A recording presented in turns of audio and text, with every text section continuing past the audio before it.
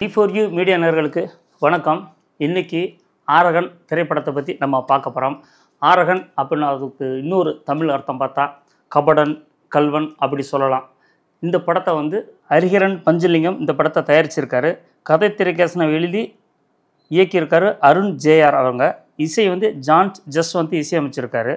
நடிகர்கள் மைக்கேல் தங்கத்துரை, கவிப்பிரியா, ஸ்ரீரஞ்சனி, கலைராணி, யாசர், இன்னும் சிலர் நடிச்சிருக்காங்க. இந்த படத்தோட ஒன்லைன் அப்படி சொன்னீங்கன்னா, நம்பிக்கை துரோகம், கூட கழுத்து இருக்கிறது. இதை பல படங்களும் சொன்னாலும் இந்த படத்தில் நம்பிக்கை துரோகத்துக்கும் கூட கழுத்தருக்கும் காதலை கையெடுத்துக்கிறாங்க. ஸோ கையில் எடுத்து இது முடிவு என்ன அப்படிங்கிறத அந்த படத்தோட ஒன்லைன். கதாநாயகனுக்கு அப்பா அம்மா கிடையாது, கதாநாயகிக்கு அப்பா அம்மா கிடையாது. ரெண்டு பேருமே அனாதையாக இருக்காங்க. ஆனால் ரெண்டு பேரும் ஹாஸ்டலில் தங்கி அவங்கவுங்க வேலை பார்த்துட்டு இருக்காங்க. ரெண்டு பேரும் காதலிக்கிறாங்க. படம் போக போக ரெண்டு பேரும் சின்சியராக ஆழமாக காதலிக்கும் போது சரி ரொம்ப ஒரு காதல் படமாக இருக்கும் அப்படின்னு நினைக்கும்போது ஒரு கட்டத்தில் நம்ம ரெண்டு பேரும் கல்யாணம் பண்ணிக்கலாம் அப்படின்னு வரும்போது என்னம்மா கல்யாணம் கட்டிக்கிட்டா எங்கள் அப்பாலாம் இந்த மாதிரி கல்யாணத்துக்கு முன்னாடி ஒன்றும் சம்பாதிக்காமல் கல்யாணம் குழந்தை பிறந்ததுக்கப்புறம் ரொம்ப சிரமப்பட்டாங்க. அப்படி ஒரு சிரமம் நம்ம பிள்ளைங்களை வரக்கூடாது. நான் ஒரு 6 லட்சம் வச்சுருக்கேன், இன்னும் ஒரு 4 லட்சம் சம்பாரிச்சுக்கிறேன், நம்ம அப்புறம் கல்யாணம் பண்ணலாம் அப்படின்னு சொல்லும்போது இல்லைங்க எனக்கு இந்த மாதிரி ஒரு ஆஃபர் வந்திருக்கு, மாதம் 70,000 சம்பளம், அங்கே போய் நான் வேலை செஞ்சுக்கிறேன், 6 மாதம் அக்ரிமெண்ட்டு, போயிட்டு வந்த பிறகு அந்த பணம் வந்துடும், நம்ம கல்யாணம் பண்ணிட்டு நம்ம சந்தோஷமாக இருக்கலாம் அப்படின்னு பிளான் போடும்போது என்னடா வழக்கமான தமிழ் சினிமாவில் இது மாறுபட்ட கதையாக இருக்குது அப்படின்னு கொஞ்சம் யோசிக்கும்போது சரி கதாநாயகனும் வேண்டாம் இருப்பா சரி போன்னு அனுப்பிச்சி வச்சிடறான். ஸோ அனுப்பும்போது இவங்க ஒரு அடர்ந்த காட்டுப்பகுதியில் ஒரு தனி வீடு.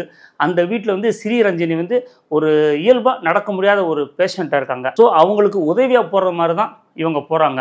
சாதாரணமாக இப்போ எல்லா ஊர்லேயும் சரி அந்த மாதிரி அதாவது வயதான நோயாளியை பார்க்குறதுக்கு பார்த்திங்கன்னா சம்பளம்னு பார்த்திங்கன்னா 700-800 கொடுப்பாங்க.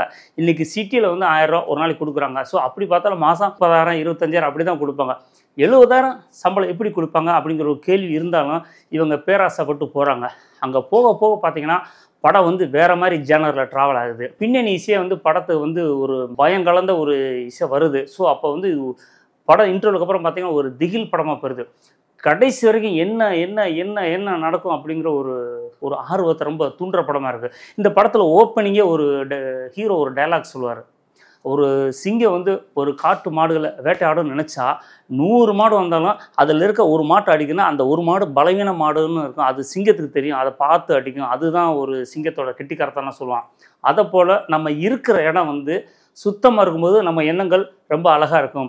நம்ம இருக்க இடம் அசுத்தமாக இருந்தால் நம்ம எண்ணங்களும் ஒரு சரியில்லாமல் போகும் அப்படின்னு சொல்லும்போது இந்த டைலாக்கை ஏன் சொல்கிறார் அப்படின்னு நம்ம ஆரம்பத்தில் யோசித்தாலும் படத்தோட இறுதி காட்சியில் இதுக்காகத்தான் சொல்லியிருக்கான்னு சொல்லி நமக்கும் புரியுது, கதாநாயகிக்கும் புரிய வருது. ஒவ்வொரு காட்சியும் நம்ம இன்டர்வலுக்கு அப்புறம் படம் மிகப்பெரிய ஒரு த்ரில்லர் படமாக தான் போயிட்டுருக்கு.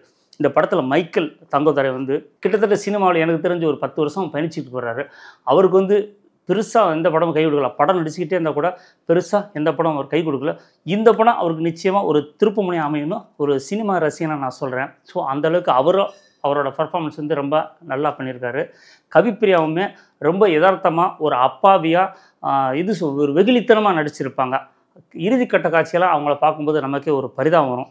இந்த மாதிரி பலி கொடுத்தல், இந்த மாதிரி சம்பவங்கள் உண்மையாக இது ஊரில் நடக்குதா அப்படின்னு பார்க்கும்போது நம்மளே பார்த்துருப்போம். நரபலி அப்படிங்கிற ஒரு விஷயம் இருக்கும். இப்படி ஒரு நரபலி கொடுத்தா நமக்கு வாழ்க்கை நல்லாயிருக்கும் அப்படிங்கிறதெல்லாம் நம்ம கேள்விப்பட்டிருக்கோம். அங்கங்கே நடக்கிற செய்திகள் தான். இந்த மாதிரி படங்களும் தமிழ் சினிமாவில் பார்த்திங்கன்னா 1000ல் ஒரு படம் தான் வரும். இந்த மாதிரி ஜேனரில் வந்த படம் இது 5வது 6வது படமாக தான் நம்ம பார்க்க முடியுது. இதற்கு முன்னாடி பார்த்திங்கன்னா கன்னி வேட்டைன்னு கமலஹாசன் ஒரு மலையாள படத்தில் பண்ணியிருப்பார். அதன் பிறகு ஒரு சில படங்கள் அந்த காட்சிகள் நம்ம தவிர்க்க முடியாது பார்த்துருக்கோம். ஸோ இந்த படமும் அது மாதிரி தான் வந்திருக்கு. ஆனால் பார்க்குறதுக்கு நல்லா இருக்குது. எல்லாத்துக்கும் குழப்பம் இல்லாமல் புரியுது. எல்லாருமே சிறப்பாக பண்ணியிருக்காங்க.